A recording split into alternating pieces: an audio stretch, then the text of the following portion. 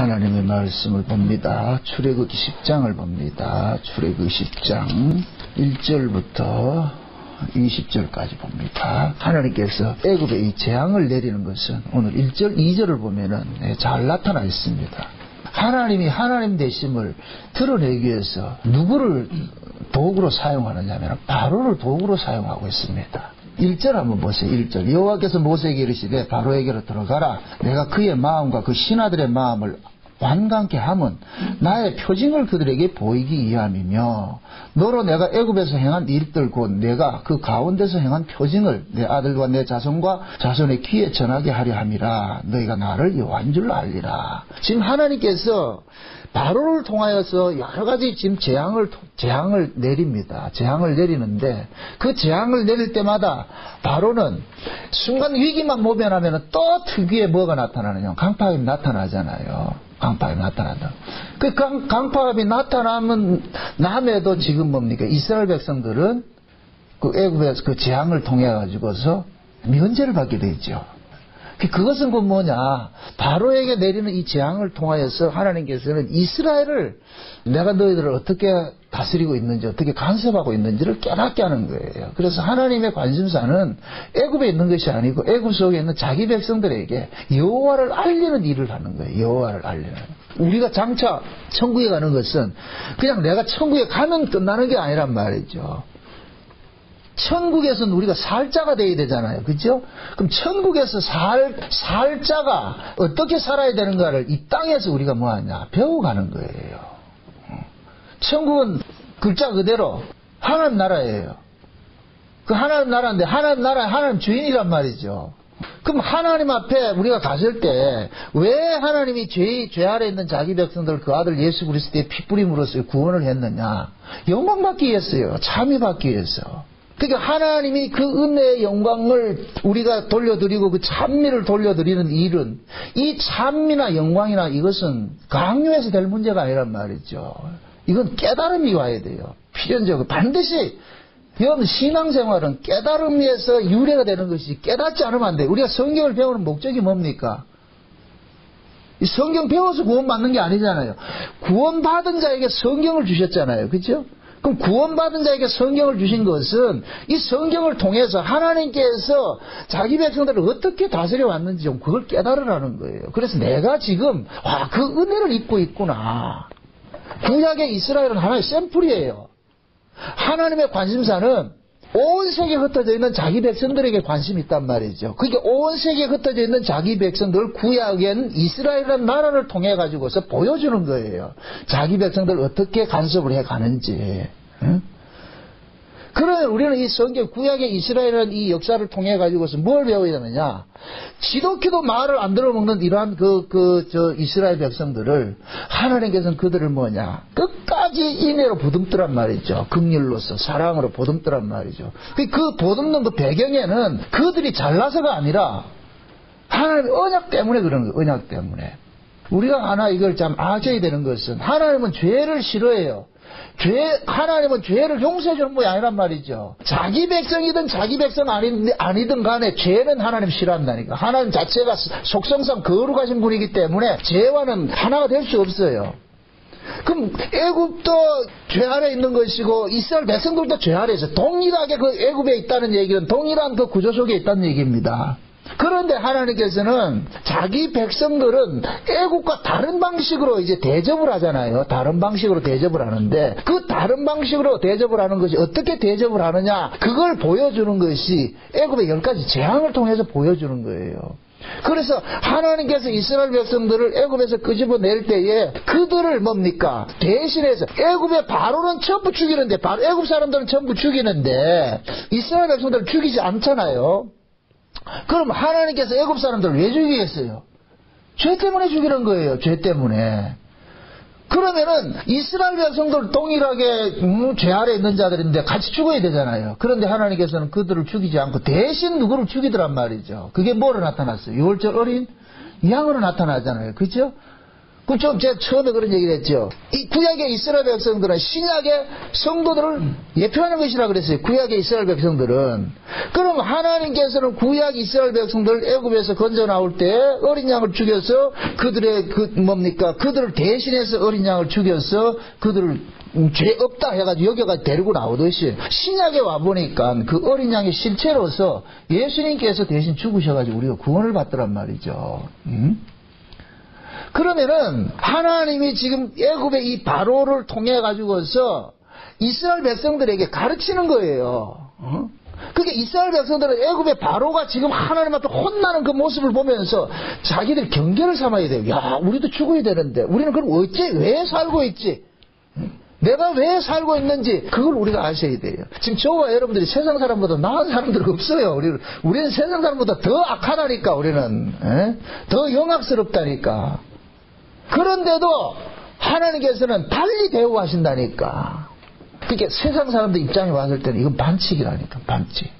죄를 지으면 똑같이 매를 대야 되잖아요. 근데 하나님께서는 똑같이 매를 안 대고 어떻게 하느냐. 세상 사람들은 법으로 대하고 자기 백성들은 은혜로 대한단 말이죠. 그래서 우리 입장에서는 은혜이지 하나님 입장에서는 똑같이 법으로 적용을 했어요. 우리에게 적용되는 그 법을 누가 대신 짊어지셨느냐 하면 예수님께서 법을 받았단 말이죠. 그래서 우리는 뭐냐, 똑같이 저주받아야 되는데 저주받지 않고 우리는 살아난 것은 내가 예수님 때문에 살아났구나. 내가 죽을 그 자리에 예수님이 대신 죽으셨구나. 하나님께서 우리의 죄를 그 아들에게 대신 다 담당을 시켰구나. 그래서 우리는 뭡니까? 그 예수님의 대신 죽으심 속에서 우리가 지금 살고 있다는 것에 감사하는 자리로 나아가야 되는 거예요. 그게 지금 이 애굽의 그 10가지 재앙이 그 바로에게 10가지 재앙을 내리는 목적이 지금 그 얘기하는 거예요. 지금 하나님이 모세를 통해 가지고서 이 백성들에게 내가 여호와인 줄 알려주기 싶다는 거예요. 그럼 그 여호와는 어떤 분이냐? 자기 백성을 구속하는 분이란 말이죠. 자기 백성을 구원하는 분이란 말이죠. 그럼 이스라엘 백성들은 이 바로의 이 재앙을 통하여 가지고서 무엇을 깨달아야 되느냐? 하나님 우리를 특별하게 대우를 해주시는구나. 그럼 왜 특별하게 대우를 해주세요? 이렇게 물어야죠. 왜 우리를 특별하게 대우해 주십니까? 할 땐 뭐냐? 언약이란 말이죠. 아브라함 언약에 의해 가지고서 그 언약 백성들을 하나님은 어떻게 구원을 해내시는가? 그걸 통해 가지고 그걸 알려주기 위해서 애굽에 10가지 재앙들이 쏟아지는 거예요. 오늘 우리가 살펴볼 것은 메뚜기 재앙인데 다시 말씀드립니다. 구약의 이스라엘 백성들은 신약의 성도를 상징한다 그랬어요. 그럼 구약 이스라엘 백성들이 애굽을 벗어나는 것은 장차 이 성도들이 이 세상을 떠나는 것과 똑같은 거예요. 구조적인 의미에서. 이것이 예수님의 초림 때로 상징을 할 것 같으면 한 2가지 의미가 있다. 항상 성경은 여러분들 이중계시로 봐야 된다고 제가 너무히 말씀드립니다. 예수님께서 초림으로 오셨을 때의 모습이 곧 누구의 모습이냐? 구약 이스라엘 백성들의 모습이란 말이죠. 그럼 구약의 이스라엘 백성들이 애굽에서 출애굽을 할 때 그 모습이 예수님 초림 당시의 모습인데, 그러면은 구약의 이스라엘 백성들을 출애굽 당시에 그들을 볼모로 잡아가지고 종로로 시킨 사람이 누구였어요? 바로였죠. 바로였지라. 바로가 어떻게 합니까? 이스라엘 백성들을 종으로 부린 것은 결국 그 이스라엘을 통해서 자기 유익을 챙기는 것이잖아요. 이것이 예수님께서 오셨을 때 모습이 곧 뭐냐? 종교 지도자들이 율법 아래 있는 종들이 자기 백성들을 전부 뭡니까? 율법을 통해 가지고서 고혈을 짜먹고 있더란 말이죠. 이걸 그래서 상징적으로 뭐라 그랬어요? 예루살렘 성전을 걸어서 강도의 구려라 그러잖아요. 강도의 구려를. 그럼 거기에 강도가 누구란 얘기예요? 제사장들이죠. 제사장들이죠. 그러니까 예수님께서 오셔가지고서 제사장들 아가리에 있는 자기 백성들 끄집어내는 거예요. 이게 구원이거든요. 구약식으로 하면은 바로의 아가리 속에서 누굴 끄집어내고 자기 백성 끄집어내는 것도 같은 거예요. 바로가 왜 이스라엘을 안 내놓겠어요? 먹잇감인데 내주냐 말이죠. 여러분들 먹잇감은 순순히 내놔요? 지금 먹이가 뭐예요? 돈이잖아. 그럼 돈 순순히 내놔요? 안 내놓잖아요. 그럼 그것을 순순히 안 내놓으면 어떻게 해야 돼요? 강제로 뺏어야지, 강제로. 그게 바로가 지금 그 짓을 하고 있는 거예요, 바로가. 그럼 예수님 초림 당시에도 마찬가지라. 제사장들이 백성들에게 순순히 제물 갖다 바치라면 바친다 안 바친다? 안 바치죠. 그럼 제물을 누가 바쳐요? 구약의 율법에 보면은 죄 지은 바치게 돼 있잖아요. 그럼 죄를 만들어야지 자꾸만. 죄를 만들어놔야 되잖아요. 그래, 그 만들어야지 죄를 지었을 때 갖다가 바칠 거 아니에요. 그럼 그 얘기는 결국 제사장들이, 율법사와 서기관들이 없던 죄를, 율법을 아주 확대 해석을 해가지고서 없는 죄를 잠깐만 만들어버린단 말이죠. 만들어 놓으니까 백성들은 율법 아래서 아주 숨을 못 쉬는 거예요. 그러니까 갖다 바쳐야죠. 죄를 많이 지을수록 누가 배가 불러진다? 제사장들의 배는 불러지죠. 응? 지금 예수님 초림을 오셨을 때 전부 그 모습이었단 말이에요. 그래서 그들을 끄집어내는 거예요. 그때 그 당시의 그 모습이 거짓 선지자들, 그 종교 지도자들, 제사장들은 전부 거짓 선지자들이었어요. 거짓 선지자들 노릇을 하고 있는 거예요. 응? 그것이 신약식도 이제 정말 끝에 올 것 같으면 그대로 또 이렇게 나타나겠죠. 또 자기 백성들이 어디에 사로잡혀 있게 돼 있단 말이죠. 지금. 응? 그 예수님께서 왜 오시느냐? 사로잡혀 있는 자기 백성들을 끄집어내러 오는 거예요. 초림이든 재림이든. 그럼 재림 때도 자기 백성들이 어떤 구조 속에 가둬져 있겠죠. 그죠? 가둬져 있단 말이죠. 그럼 거기에서 끄집어내야죠. 그러니까 예수님의 초림은 예수님의 재림의 그림자라고 제가 늘 말씀드리는 거예요. 그래서 영적 상황은 똑같아요. 영적 상황은 똑같다니까. 그래서 하나님이 지금 구약 이스라엘 백성 바로에게 와가지고서 계속해서 재앙을 내리는데, 바로는 그 재앙이, 처음에는 이 재앙이 뭡니까? 자연재앙을 통해가지고, 그 다음에, 가축을, 재산을 손해보는 재앙이 있다가 이르고, 그 다음에 자기 몸을 치는 재앙들이 일어나고 막 이렇게 하잖아요. 그러다가 종국에 가서는 뭐 합니까? 장자가 죽지요. 이거는 뭐냐? 죄인은 회개가 안 된다는 얘기예요. 회개가 안 되는 거예요. 회개한다는 얘기는 그건 죄인이 아니라는 얘기라. 하나님 은혜를 베푼다는 얘기예요. 그래서 계속해서 뭡니까? 바로는 강팍함이 점점 드러나는 거예요. 바로가 괴롭게 강팍해진다는 얘기가 아니고, 원래 하나님께 유기된 자는 저렇다는 거예요. 고집을 피우는 거예요. 끝까지, 죽을 때까지 고집을 꺾지 않는다니까. 그게 뱀의 모습이라니까. 초상학적으로 뱀은 죽기 전에는 모가지를 꺾는 적이 없어요. 뱀은 특징이 항상 목을 세우고 다니죠. 그래서 죄인도 마찬가지요. 그게 바로의 모습으로 나타난다니까. 결국 뭐냐? 죄인은 죽음으로 끝이 낸다. 죄의 삭은 사망이 왔는 것이에요. 그러니까 하나님께서도 자기 백성들도 구약의 이스라엘 백성들도 죽여야 돼요. 근데 누가 죽었다? 대신 누가 죽었다 그랬잖아요. 대신. 그래서 기독교 신앙은 대신 죽어주신 그분을 믿는 거예요. 그분을 아는 거예요. 그래서 하나님은 이 성경을 통해 가지고서 너희를 위해서 대신 죽어주신 그분을 계속 설명을 하는 거예요. 계속 설명을 한다니까. 그분이 이런 분이다. 그러니까 그분을 드러내기 위해서는 상대적으로 뭐가 되냐? 우리 악함들이 자꾸만 뭐가 되느냐? 고발되어지죠. 우리 악함들이 고발이 되어지죠. 가장 나쁜 설교가 뭐냐면은 사람들을 긍정해 주는 거예요. 가장 나쁜 설교가 근데 지금 이 시대는 사람 긍정 안 해주면 온다 안 온다? 안 오죠. 교회는 절대 사람 숫자 많은 거 전혀 그건 의미가 없어요. 교회는 자기 백성만 오면 돼요. 자기 백성만. 하나님께서, 예수님께서 오신 것은 수많은 사람 다 구원하러 온 거 아니에요. 자기 백성 구원하러 왔다니까. 수많은 사람들이 예수 안 따른다고 예수님 섭섭해하지 않았다니까. 자기 백성만 구원해낸단 말이죠. 교회 존재 의미도 마찬가지예요. 목사가 설교를 하는 것도 마찬가지예요. 자기 백성만 들으면 돼요. 자기 백성만. 응? 그러니까 그 자기 백성들을 구원하기 위해 가지고서 하나님께서는 애굽의 10가지 재앙을 통해 가지고 내 백성은 이렇게 내가 지켜내고 건져낸다는 것을 강력하게 보여준단 말이죠. 오늘 메뚜기 재앙을 살펴본다 그랬어요. 메뚜기가 어떤 것이냐? 오늘 본문을 볼 것 같으면은 이 메뚜기가 좌우지가 애굽에 있는 푸른 다 잡아먹어. 모든 푸른 다 먹는단 말이죠. 그러니까 바로가 뭐냐? 메뚜기가 푸른 풀을 먹었다 이 얘기는 결국 뭐냐? 애굽의 모든 양식을 뭐한다? 먹어치우는 일들을 하는 거예요. 모든 양식을 먹어치우는 일들을 하니까 바로가 비로소 뭐하냐면 손을 드는 척을 한단 말이죠. 이제 비로소 요번을 통해 가지고서 하나님이 바로와 모세는 이별합니다.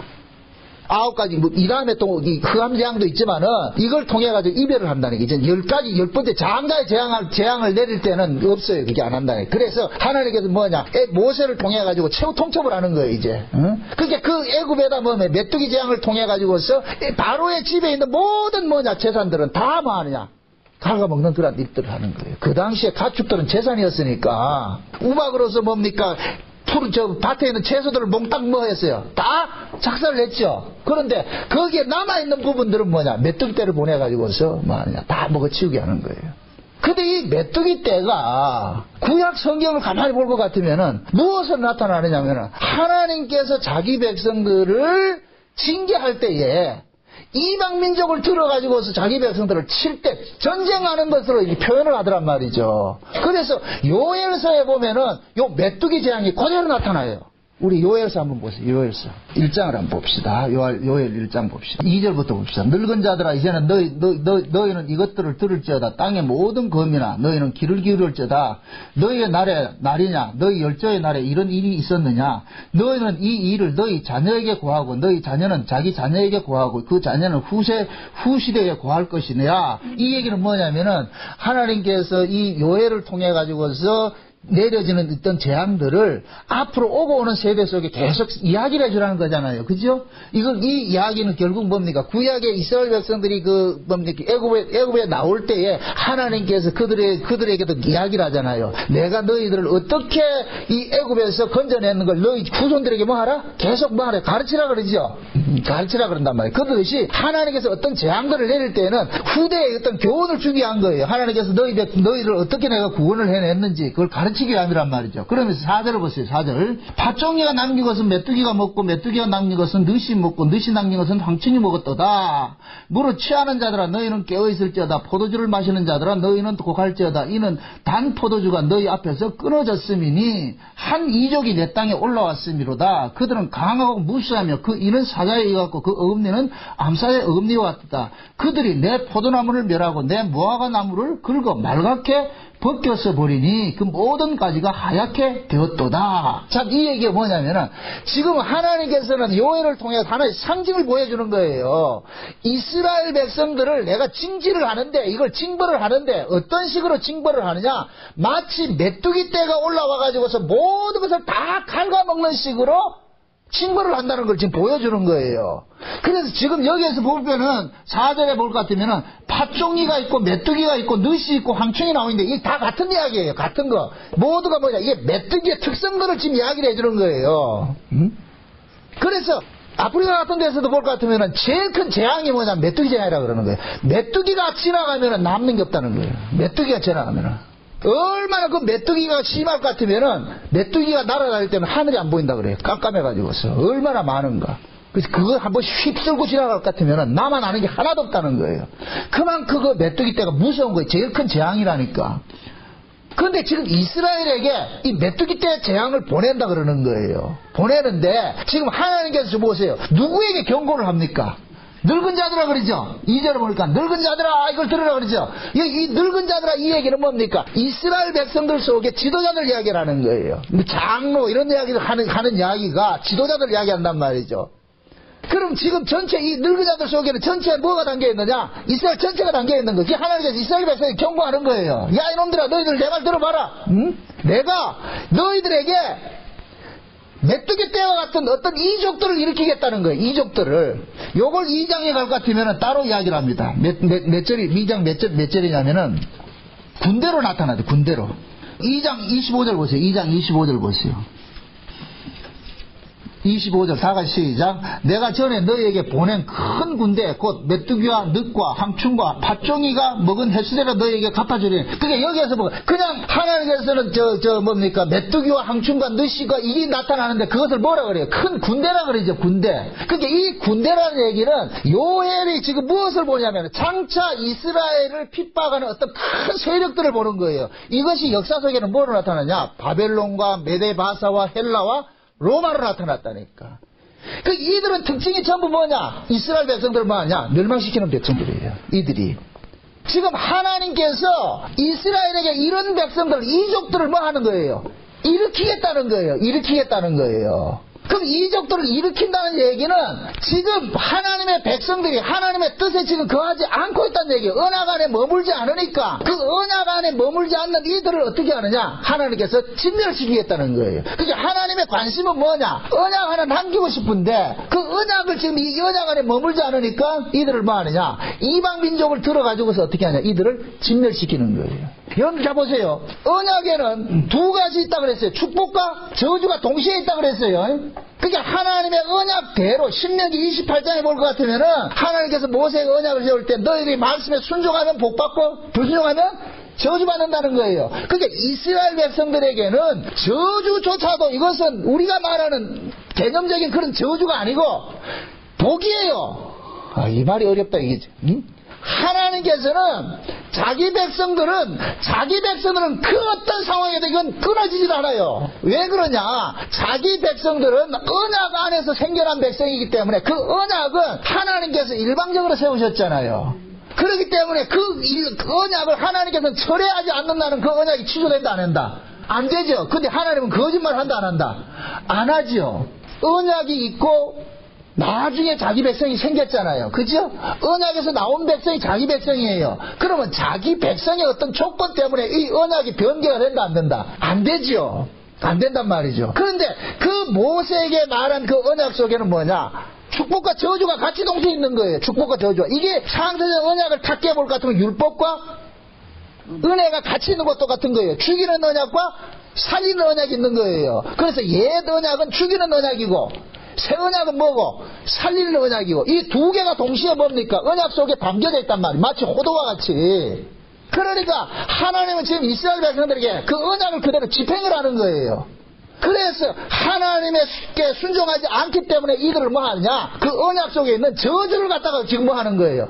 그걸 묻는 거예요. 그래서 하나님께서 이스라엘 백성들에게 이방 이족을 불러들여가지고 이스라엘 백성들을 뭐 하느냐?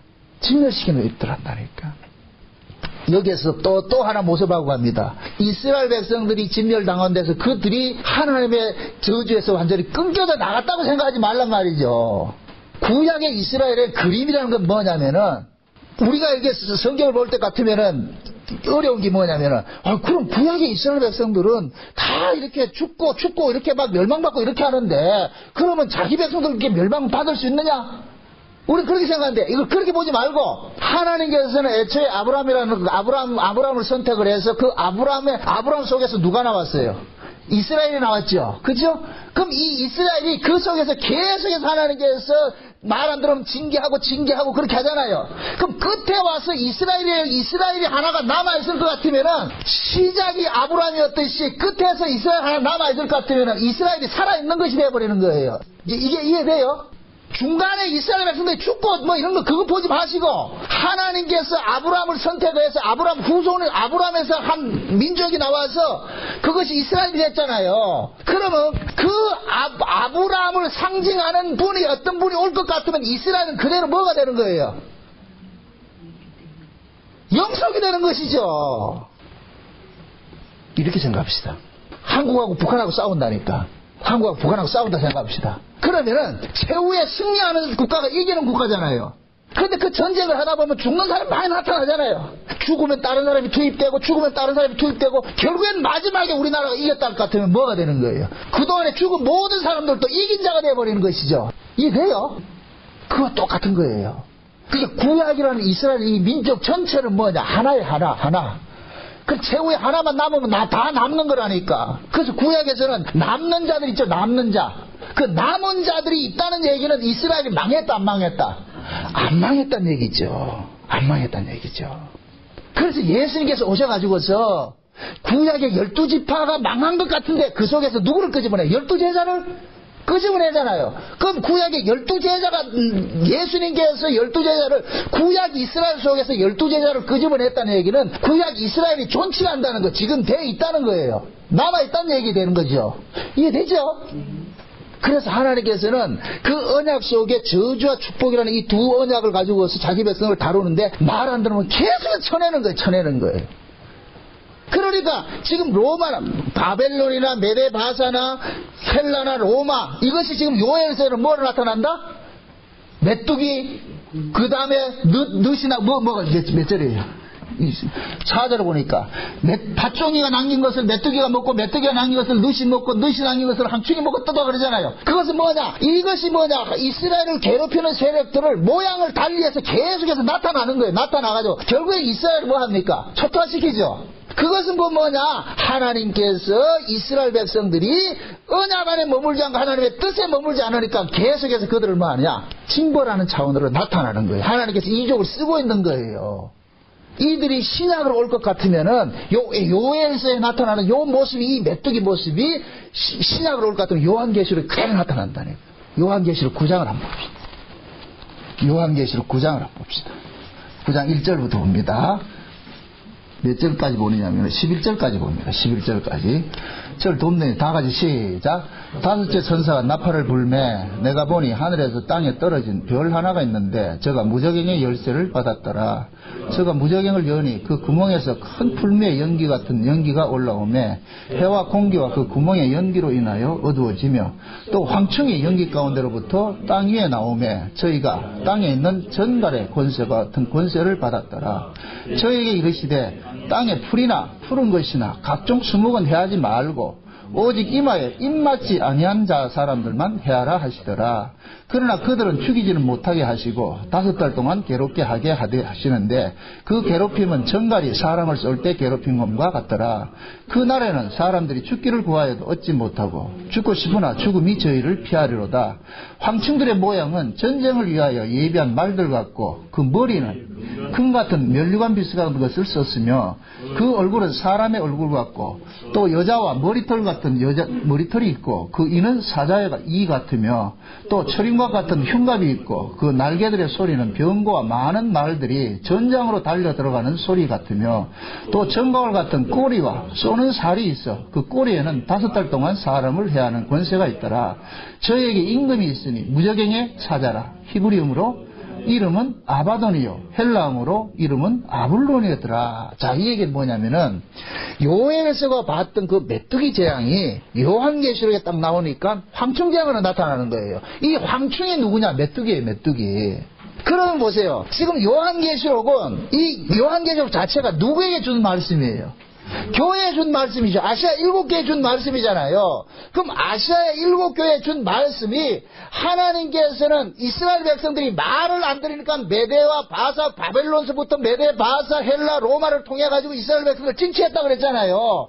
지금 하나님께서 종말에도 교회가 말을 안 들으면 하나님의 언약에 머물지 않기 때문에 누구를 일으키느냐? 황충을 일으키는 거예요. 황충을. 그래서 하나님께서 뭐합니까? 무저갱에 열쇠를 넣으니까 그 무저갱에서 누가 올라와요? 황충이 올라오죠. 근데 이 황충이 누구냐? 메뚜기란 말이에요. 메뚜기. 그래서 그 메뚜기, 이 황충이 일어나가지고 오늘 본문을 잘 볼 것 같으면 4절을 한번 보세요. 4절을 보니까 저에게 이르시되 땅에 풀이나 푸른 것이나 각종 수목은 해하지 말고 그래요. 원래 메뚜기가 먹는 것이 뭐예요? 푸른 풀이나 수목이잖아요. 근데 지금 여기에서는 뭐냐? 그런 수목을 먹지 말고 누구를 먹으라 그러냐? 하나님의 입맞지 않는 자들을 뭐 하라 그래요? 해하라 그러잖아요. 그죠? 그럼 이것은 결국 뭐예요? 무슨 얘기예요? 메뚜기가 그런 푸른 풀 먹는다는 그런 그 재앙입니까? 교회 안에서 진리에 속하지 않는 자들을 추수하는 내용이에요. 추수하는 내용이죠. 그럼 보세요. 하나님께서 거짓 선자들을 교회 안에 일으키는 것은 누구를 추수하기 위함이에요? 땅에 속한 자들이죠. 땅에 속한 자들. 다시 하나 못을 받고 갑니다. 성도는 절대로 비진리에 먹힘당하지 않아요.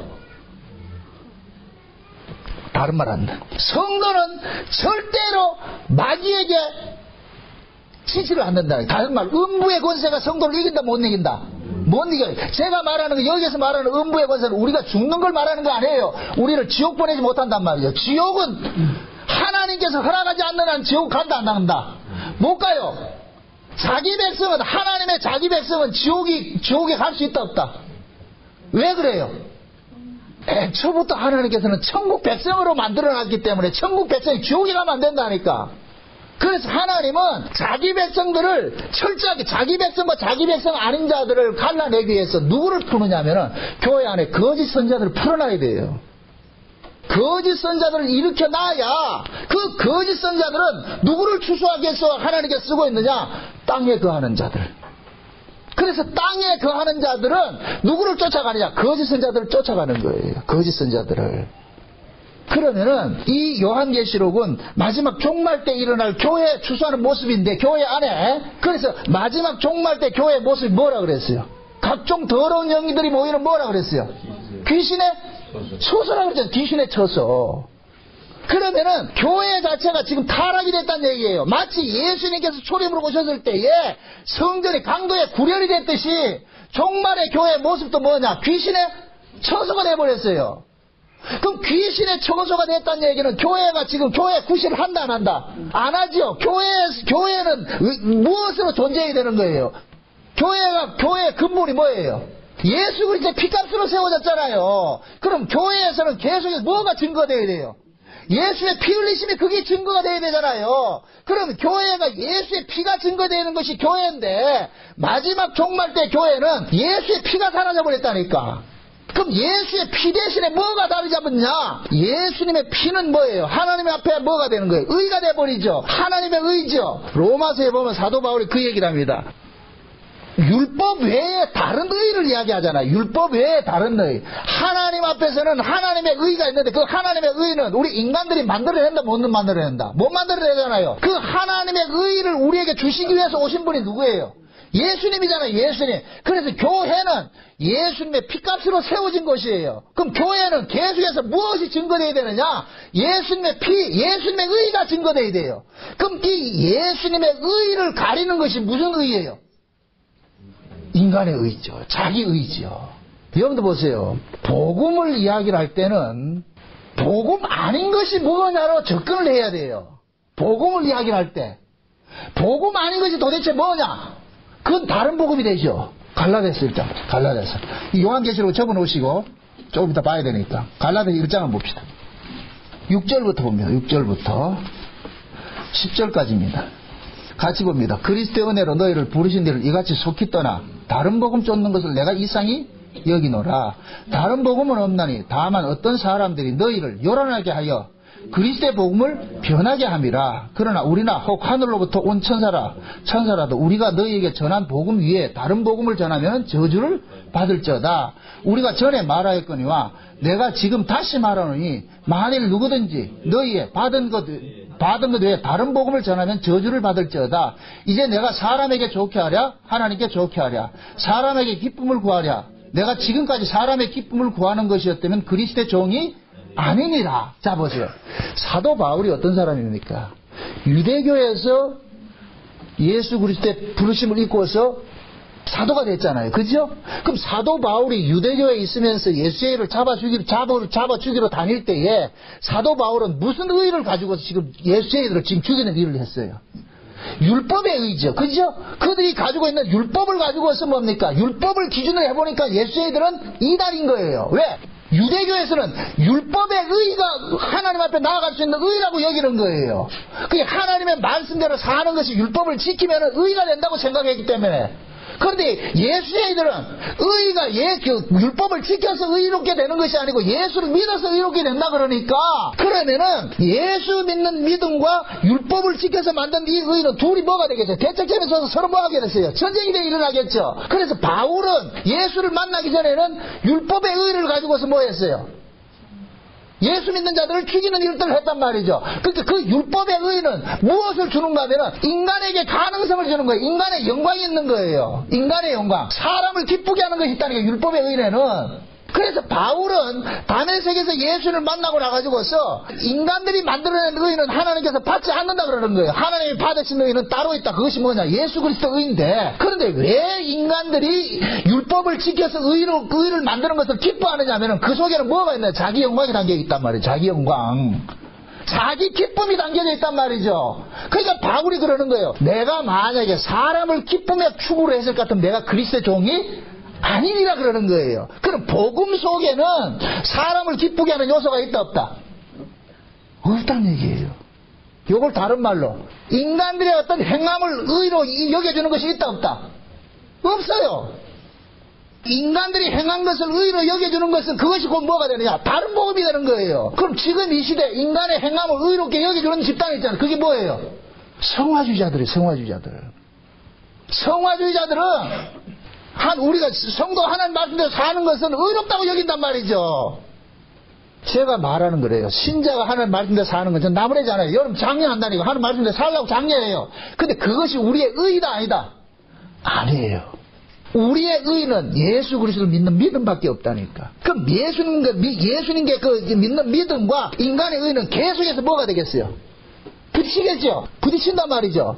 그러면은 자 보세요. 교회가 교회로서 유지가 되려면 뭐를 가르쳐야 되겠어요? 예수의 의를 가르쳐야 되겠어요? 인간의 가치, 인간이 행하는 그 행함도 의롭다고 가르쳐야 되겠어요? 인간이 행하는 것도 의롭다고 가르쳐야 인간들은 움직인다니까. 보세요. 그 속에 믿음이 없는 사람들은 인간의 행함을 의롭다고 하지 않을 것 같으면 안 움직여요. 하지를 않는다니까. 인간들을 자랑을 해줘야 움직인다니까. 믿음을 가진 사람은 그 자랑을 받고서 행하는 것이 아니란 말이죠. 받은 은혜가 있기 때문에 그 은혜가 나로 하여금 행하게 한단 말이죠. 그러나 믿음이 없는 사람은 그 행함을 의롭다고 여겨줘야 뭐를 움직인다니까. 그것이 결국 뭐냐? 사람을 기쁘게 하는 것이 되어버리는 거예요. 지금 이 시대 교회는 뭐가 되느냐? 교회 안에는 지금 복음이 증거되면 교회 성도들이 그걸 좋아하지 않아요. 복음을 좋아하지 않는다니까. 왜? 전부 와서 지금 뭐냐? 마지막 종말 때 교회 모습은 이 교회 자체가 뭐가 되냐? 하나의 컬처가 되어버리는 거예요. 문화가 되어버렸다니까. 그 문화는 뭐냐? 내 기쁨을 위해서 있는 거예요. 문화는. 그래서 예수 믿는 것도 교회 오는 것도 자기 기쁨을 위한 거예요. 그래서 그림은 필요하면 오고 필요하지 않으면 안 오는 거예요. 안타깝지만은 실례로 이렇게 얘기 듭니다. 우리 개연이가 지금 미국에 시집을 가 있어요. 시집을 가 있는데 그 부모가 뭐냐면은 캐톨릭 신자라.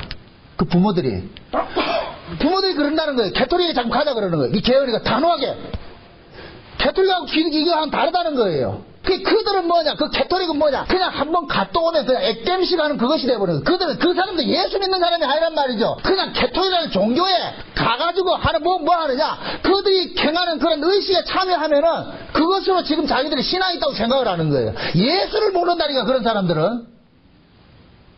교회는 보세요. 사람이 많으냐 적으냐 사람들이 좋아하느냐 안 좋아하느냐 그것이 중요한 것이 아니고 끊임없이 무엇을 전해야 되느냐면 예수를 전해야 돼요. 예수를.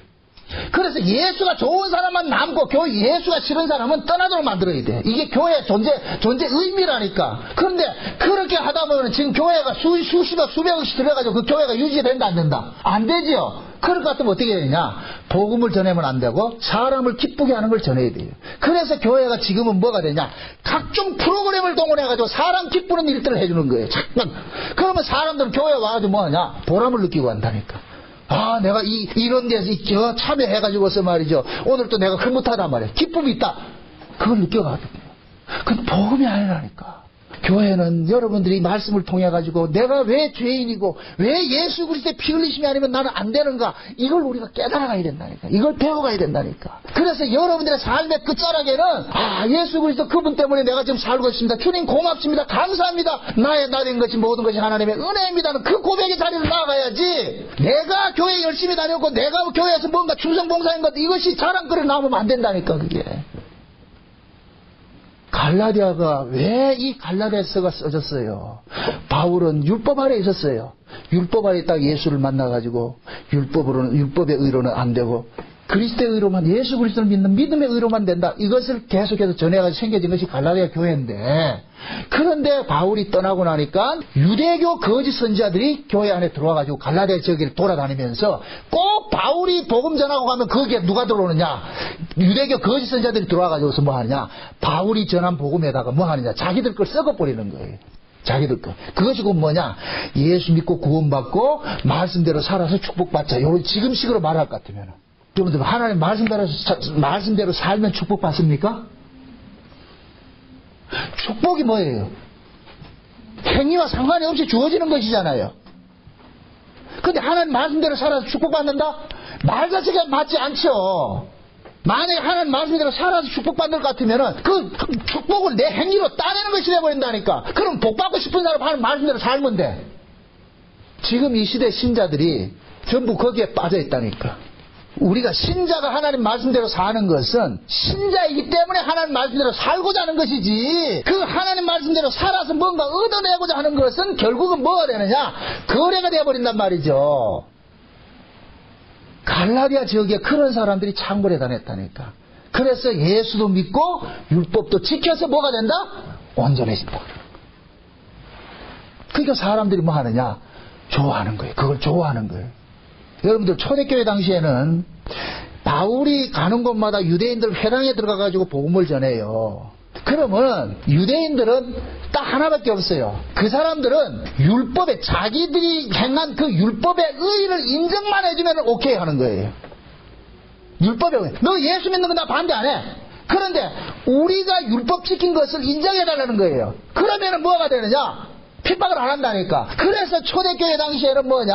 복음만 전하는 곳에 유대인들은 뭐냐? 거기다 자꾸 썩는 일들을 하는 거예요. 그래, 예수 믿는 거 내가 반대하지 않아. 예수도 믿고 뭐 하냐? 율법 지켜서 의로워져. 그러니까 초대교회는 예수 믿는 사람들은 잡히면 말이요, 가산을 정몰당하고 어떤 사람은 심지어 죽기까지 하는데 너무 핍박이 심하니까 그래서 사람들이 어떻게 하느냐? 타협신앙이 일어나기 시작하는 거예요. 타협신앙이. 예수도 믿고 율법도 지키자. 그래서 뭐가 되느냐? 핍박을 면하는 거예요. 그게 바울은 그러는 거예요. 내가 만약에 사람들 기쁘게 하는 것을 전했을 것 같으면은 내가 그리스도의 종이 아니다. 응? 그럼 이 사람을 기쁘게 하는 그것이 곧 뭐가 되느냐? 다른 복음이 되는 거예요. 다른 복음이. 그래서 종말에 거짓 선자들이 일어나는데 그 거짓 선자들이 많이 일어나서 이들이 무엇을 가지고 성도들을 미혹하느냐? 뱀의 말과 하나님의 말을 섞어버리는 거예요.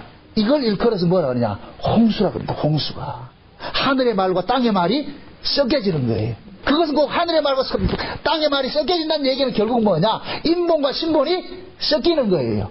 그걸 지금 이 시대는 뭐냐? 철학으로 성경 말씀을 가지고서 인간의 지식과 이성을 동원해 가지고서 성경을 해석을 한다니까. 그러면 이건 믿음이 없는 사람들 그런 소리를 도와한다니까. 지금 이 시대의 교회의 타락은 말씀 자체가 뭐로 바뀌었나요? 전부 철학적으로 바뀌는 거예요. 철학은 뭡니까? 인간의 이성을 근본으로 해서 나타나는 게 학문이 철학이잖아요. 그럼 성경 자체가 뭐냐? 인간의 이성을 근거로 해가지고 성경을 뭐냐? 인간이 필요한 쪽, 인간이 좋은 쪽으로 성경을 해석을 해버린다니까. 다시 넘어가 보세요. 계시록 9장을 넘어가 보세요. 무적행에서 올라온 그 황충의 모습을 보면은 여기 잘 드러나 있습니다. 황충의 모습이 뭐냐면 7절부터 보세요. 7절부터.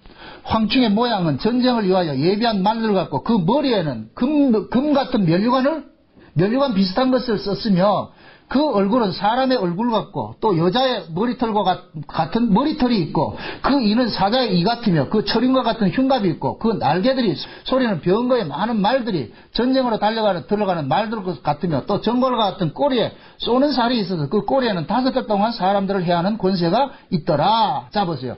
지금 황충이 구약식으로 할 것 같으면 뭐라 그랬어요? 메뚜기라 그랬어요. 그죠? 요엘서에 나오는 메뚜기 재앙이 신약에 오니까 황충 재앙으로 나타난단 말이죠. 근데 이 황충이 뭡니까? 어디에서 올라왔어요? 무적행에서 올라왔죠. 지옥의 사자란 말이죠. 이 황충의 두목이 누구냐면은 11절이에요. 저에게 임금이 있으니 무적행의 사자라. 히브리어로 아바돈이요. 헬라어로 아볼로온이라. 이 아볼로온이라는 이 말 뜻이 파괴자라는 뜻이거든요. 이게 누구예요? 지옥의 사자가 누구예요? 마귀죠. 그럼 황충의 출처는 어디예요? 근본이 어디예요? 마귀의 종이죠. 그럼 마귀의 종을 일컬어서 뭐라 그럽니까? 거짓 선지자죠. 그럼 거짓 선지자가 활동하는 무대가 어디겠어요? 세상이겠어요? 교회겠어요? 교회에 있죠.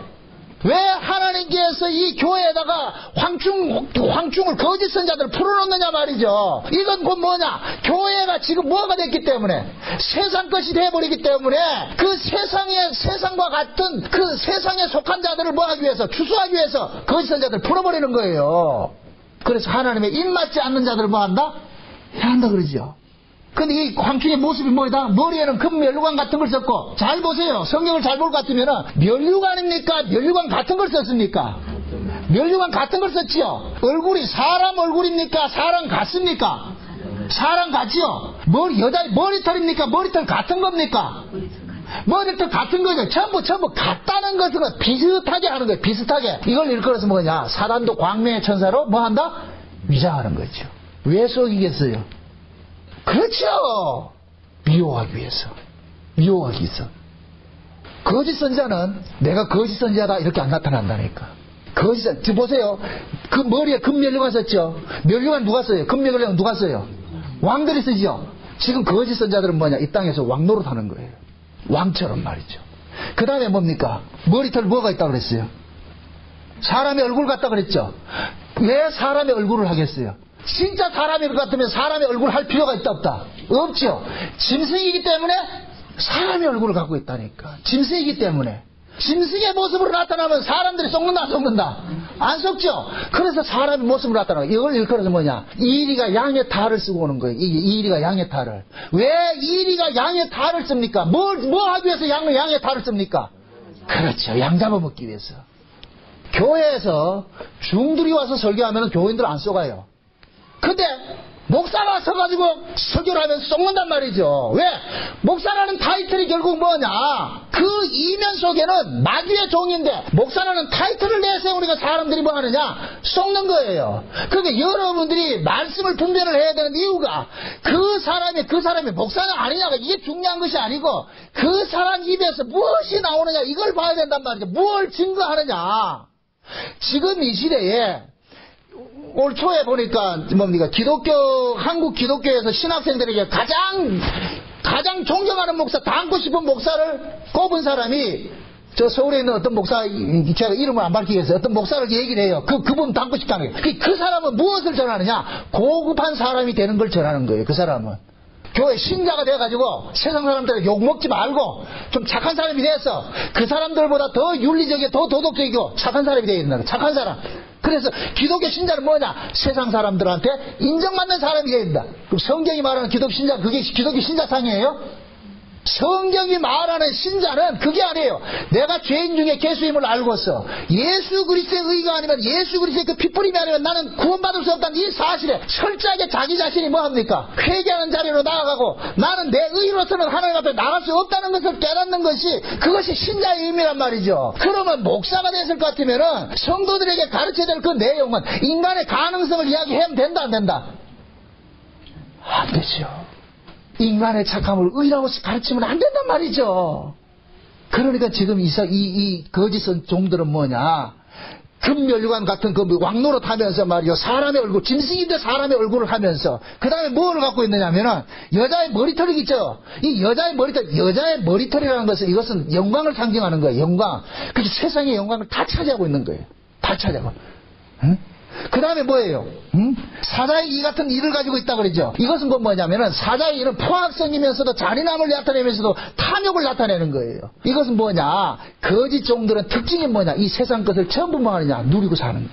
누리고 사는 거예요. 세상의 모든 영광을 다 누리고 사는 거예요. 그리고 수많은 사람들이 전쟁으로 달려가는 말들의 소리가 난다 그러죠. 큰 조직을 가지고 있는 거예요. 그게 사람들은 뭐냐? 그 속에 진리의 영들이 없는 사람들은 썩는 거예요. 흔히들 하는 이야기가 그러잖아요. 큰 교회들 비판할 것 같으면 이 많은 사람이 다 지옥 간단 말입니다. 이 소리 하거든요. 하나님 앞에서 사람의 숫자는 의미가 없다니까. 그런데 뭐 하냐? 사람들은 생각하기를 이 많은 사람이 있는 곳은 진리가 되어버린 것이 지금 이 시대 모습이라니까. 그리고 꼬리에는 쏘는 쌀이 있는데 이사야서 이걸 보셔야 돼요. 이사야서를 한번 보셔야 돼요. 이사야 9장을 한번 봅시다. 이사야 9장. 거짓 선자들이 누군지 한번 보잔 말이죠. 13절부터 봅시다. 16절까지 한번 봅시다. 16절까지. 이사야서 9장 13절부터 16절까지 같이 봅니다. 다 같이. 이 백성이 오히려 자기들을 치시는 자에게로 돌아오지 아니하며 만군의 여호와를 찾지 아니하도다. 이러므로 여호와께서 하루 사이에 이스라엘 중에서 머리와 꼬리며 정려나무 가지와 갈대를 끊으시리니 머리는 곧 장로의 존귀한 자요 꼬리는 곧 거짓말 가르치는 선지자라. 백성을 인도하는 자가 그들로 미혹해 하니 인도를 받는 자가 멸망을 당하는도다. 자 보세요. 꼬리는 뭐라 그런다? 거짓말을 가르치는 거짓 선지자 그러죠. 그죠? 그 꼬리 거짓 선자들이 누구예요? 장로들 같이 종교한 자들이잖아요. 이건 보면 지금 이 시대로 말할 것 같으면 거짓 선자가 평신도들에게 나오겠어요? 목사들에게 나오겠어요? 쉬운 말로 목사들에게 나오죠. 그래서 교회 가르치는 자들이 그 뭐냐, 거짓말하는 자들이라는 거예요. 거짓말하는 자들이. 그 거짓말하는 자들이 교회 우죽선 메뚜기 떼들처럼 일어나가지고서 마지막 때는 뭐하냐, 교회를 뭐하냐, 갉아먹는 일들을 하는 거예요. 그래서 요엘서에 볼 것 같으면 포도나무와 무화과나무가 남아있더라 못 남아있더라? 안 남아있고 다 맑게 껍질까지 다 벗겨먹잖아요. 그러듯이 마지막에도 마찬가지예요. 종말이 되면 예수님께서 재림하실 때가 되면은 다시 말합니다. 예수님이 언제 재림하느냐? 교회가 완전히 타락할 때 재림해요. 그 속에 자기 백성 건져낸다니까. 그래서 요엘서의 구조를 볼 것 같으면은 하나님께서 이스라엘 백성들이 하나님의 언약에 떠나 있으니까 이족들을 일으켜가지고 이스라엘 백성들을 다 초토화시켜요. 그럴 때 하나님 또 마지막에 어떻게 하느냐? 자기 백성들을 위해서 성신을 부어줘가지고서 그 성신을 부어줌으로 인하여서 그 성신을 통해가지고 새로운 민족들이 만들어지게 합니다. 그 새로운 민족들을 만들어진 그들에게 하나님께서 은혜의 손을 들이워가지고 그들을 뭐냐, 하나님 백성 삼는 거예요. 여기 예수님 초림 때 그대로 나타났어요. 예수님께서 초림 때 오셨을 땐 구약 이스라엘은 완전히 지금 뭡니까? 거짓 선자들의 천국이 되어버렸어요. 그럴 때 예수님께서 오셔가지고 그들 속에서 자기 백성을 끄집어내지요. 끄집어낸단 말이죠. 그래서 성령을 부어줘가지고서 어떻게 합니까? 새로운 민족을 만들어버리죠. 그 새로운 민족들을 만들어진 이것이 신약의 교회란 말이죠. 종말에 가면 또 이런 현상이 그대로 일어나는 거예요. 그래서 마지막 때도 하나님께서 예수님이 재림하기 직전에 뭐하냐? 늦은 성령을 한번 부어줘가지고서 자기 백성들을 회개하는 운동이 일어나게 만들어서 은총과 강구의 영을 부어준다. 스가랴서 12장 봅시다. 12장 10절부터 13장 2절까지 봅시다. 12장 10절부터 13장 2절까지 한번 다 같이 봅니다. 다 같이 시작. 내가 다윗의 집과 예루살렘 거민에게 은총과 강구의 성령을 부어주리니 그들이 그 찌른 바 그를 바라보고 그를 위하여 애통하기를 독자를 위하여 애통하듯 하며 그를 위하여 통곡하기를 장자를 위하여 통곡하듯 하리로다. 그날에 예루살렘에 큰 애통이 있으리니 무기또 골짜기와 하다 드림몬에 있던 애통과 같을 것이다. 온 땅 각 족속이 따로 애통하되 다윗의 족속이 따로하고 그 아내들이 따로하고 나단 족속이 따로하고 그 아내들이 따로하고 레위 족속이 따로하고 그 아내들이 따로하고 시므이 족속이 따로하고 그 아내들이 따로하며 모든 남은 족속도 각각 따로하고 그 아내들이 따로하리라. 그날에 죄와 더러움을 씻는 샘물이 다윗의 족속과 예루살렘 거민을 위하여 열리리라. 만군의 여호와가 말하노라. 그날에 내가 우상의 이름을 이 땅에서 끊어서 기억도 되지 못하게 할 것이며 거짓 선자의 더러운 사기를 이 땅에서 떠나게 할 것이라. 지금 이 모습이 예수님 초림 당시에는 온전히 성령으로 그대로 재현됐어요. 대연됐다니까. 여기 보세요. 회개도 성령이 임하지 않으면 회개가 안 돼요. 보세요. 왜 바로가 그 강팍함을 그대로 드러냅니까? 하나님께서 바로에게 은혜를 주지 않기 때문에 그러는 거예요. 우리가 회개를 한다는 얘기는 하나님께 은혜를 입었기 때문에 회개가 나오는 거예요. 성령을 받아야 회개가 나온다니까. 그래서 성령 받지 않는 사람의 특징이 뭐냐? 목이 곧아요. 목이 곧단 말이죠. 그래서 신자들은 지금 하나님께서 마지막 때에도 마찬가지예요. 교회가 타락이 되어 있는데 그 타락된 교회 속에 하나님께서는 마지막 예수님께서 재림하시기 직전에 뭡니까? 늦은 빛 성령을 부어줘가지고서 그 늦은 빛 성령을 받은 사람들은 뭐 하느냐? 철저하게 뭐가 되느냐? 회개를 하게 되는 거예요. 회개를. 요렇게 회개가 일어나는 사람들이 요한계시록 18장에서 뭐 하냐?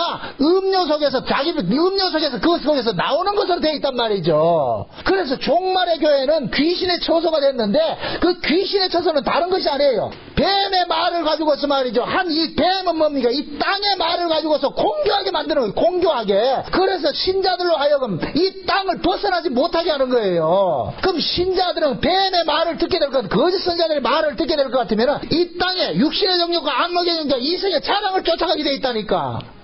땅의 것을 추구하게 돼 있단 말이죠. 진짜 선지자들은 땅에서 떠나게 하는 것인데 거짓 선지자들은 땅에 붙잡아두는 일들 한다니까요.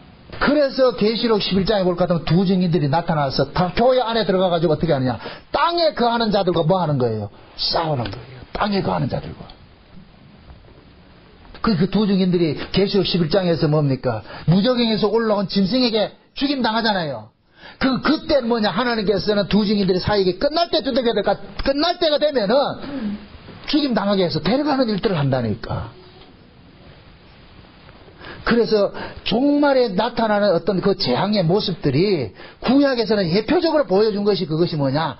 바로에게 내렸던 그러한 10가지 재앙을 담고 있는 거예요. 그래서 구약에 내려졌던 그 10가지 재앙, 애굽에 내렸던 10가지 재앙은 신약의 계시록 10 같으면 계속 다 나타나는 거예요. 그대로 나타났다니까. 그렇다고 또 그 뭐 메뚜기가 쫓아온다 이렇게 생각하지 말란 말이죠. 그 구약에 있었던 그 메뚜기가 신약으로 오니까 뭘로 나타나는 거예요? 거짓 선자로 나타나는 거예요. 거짓 선자로. 메뚜기 출현했다 하지 말란 말이죠.